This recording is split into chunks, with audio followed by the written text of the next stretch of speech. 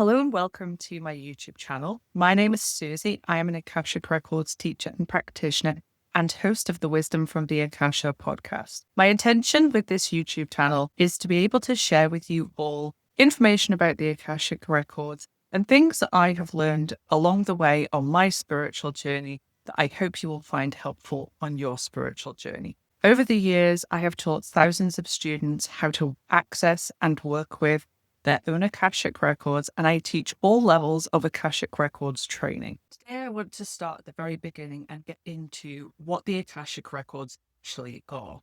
So, the first place to start is what your Akashic Records are. And you can think of your Akashic Records as your soul's energetic memory since it left Source. You are an individualized fractal of Source consciousness, as is everything else that has consciousness. So the Akashic Records are the entirety, the complete collection of the energetic memory of Source consciousness. So this is why you'll sometimes hear the Akashic Records referred to as the memory or the mind of God. So the Akashic Records are this huge collective record of consciousness and the journey that all the different fractals of consciousness have been on since splitting from Source. And your Akashic Records are your portion of that. So every action that you have taken, every thought that you have had, every emotion that has arisen throughout all of your different lifetimes since you have left Source consciousness, that is what your Akashic Records are. So I'm sure that you can appreciate from that just how huge and varied the information in the Akashic Records is.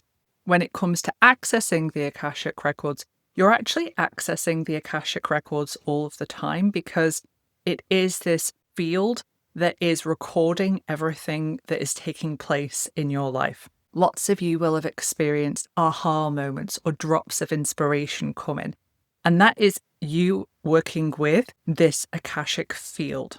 Now, the Akashic Records don't exist in one place. They're not a library in the fifth dimension as sometimes is portrayed. They're actually a multidimensional field. And depending upon the information that you're seeking to obtain from the Akashic Records is going to determine which aspect of this multidimensional field that you're going to go to retrieve the information. This idea that there is this energetic storehouse of everything that has taken place since the beginning of time is something that exists across traditions. The term Akashic Records is first coined in the late 1800s by the Theosophists, but we can see across traditions that there is this idea of there being some form of storehouse. So in the Christian tradition, you'll see this referred to as the Book of Life. The Akashic Records is a term derived from a Sanskrit word, Akasha, which is in the Eastern traditions, and Akasha is often translated into space, sky, or ether. So it's this idea that there is this record that is contained within the space, within the ether, that has all of this information about Source consciousness and, of course, about you as a fractal of Source consciousness.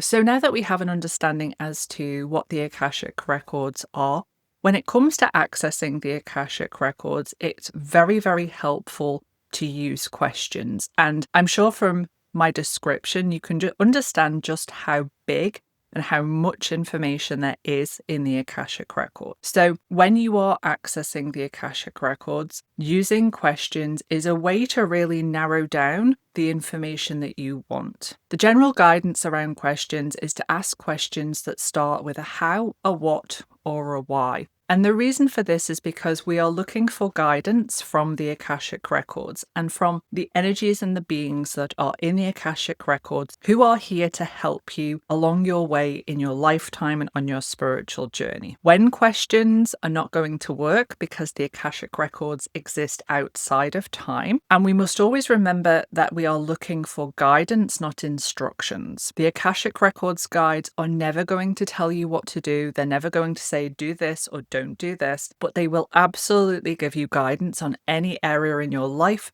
that you're looking for guidance on. If you are unsure about the types of questions to ask and you want to start working with your Akashic Records, there is a free downloadable ebook over on my website with 101 questions that work really well in the Akashic Records. These are questions that I have used, that my students have used, and that people have used in one-on-one sessions with me.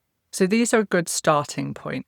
Please don't ever feel like you can only ask those questions. These are very much just to get you started and hopefully will give you a bit more confidence in constructing your own questions. When it comes to the receiving of information from your Akashic Records, and please remember that every single person has the right and the ability to access and work with their own Akashic Records. Sometimes there's this misconception that you have to be fully healed or you have to be spiritually elite, whatever that means. But actually, everybody has the right and ability to work with and access their own Akashic Records. So when it comes to this receiving of information, you'll often find when you first start working with the Akashic Records that you're going to receive information in alignment to your strongest clairsense, okay? So information from the Akashic Records is coming from outside of you, and you're using your internal technology, of which your clairsenses are part of, to receive that information. Now, everybody has all of the clairsenses. So clairvoyance, clairaudience, clairsentience, and claircognizance. But most of the time, people will have one or two of the clairs that are stronger than others. So when you first start receiving information, you're going to receive it via that clairsense. So everybody's going to be different in how they receive information when they first get started. What you'll also find is the more work you do in the Akashic Records, and especially if you go on to read the Akashic Records for other people, those other clairs that everybody has are going to start getting stronger. So I see this a lot with my students. They start out and maybe they're a knower, so claircognizance is their strongest clair.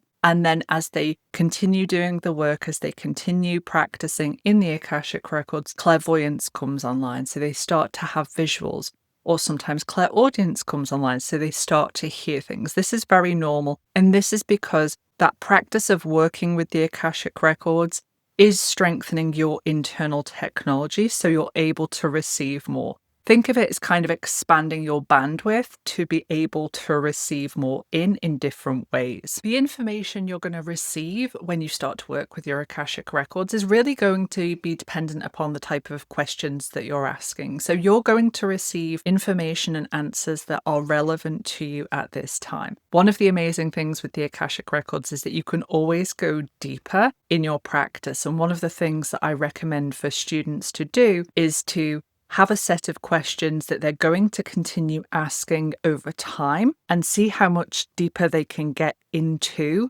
their own Akashic Records. Now, the Akashic Records aren't just about finding out information, although that is absolutely part of the journey, but you can also undertake deep energy work in the form of Akashic Records clearing. And an Akashic Records clearing is about removing the energetic stagnation that has been caused throughout those lifetimes, throughout other lifetimes that you have lived, that you're still carrying with you in what we call in the Akashic Records the light grid. So every time you have had a lifetime and there has been a traumatic event, you've had a traumatic experience, the energetic stagnation that occurred because of that, if it hasn't been healed in that lifetime, is brought forward with you into future lifetimes. And through the Akashic Records, you're able to access that energetic stagnation and move it through. So I hope that you have found this video a useful introduction to the Akashic Records. I would, of course, love to hear from you in the comments, any questions that you have. I also host free online Akashic Records workshops every couple of months. So if you want to come along and meet me and ask questions, please do get signed up for that over on my website.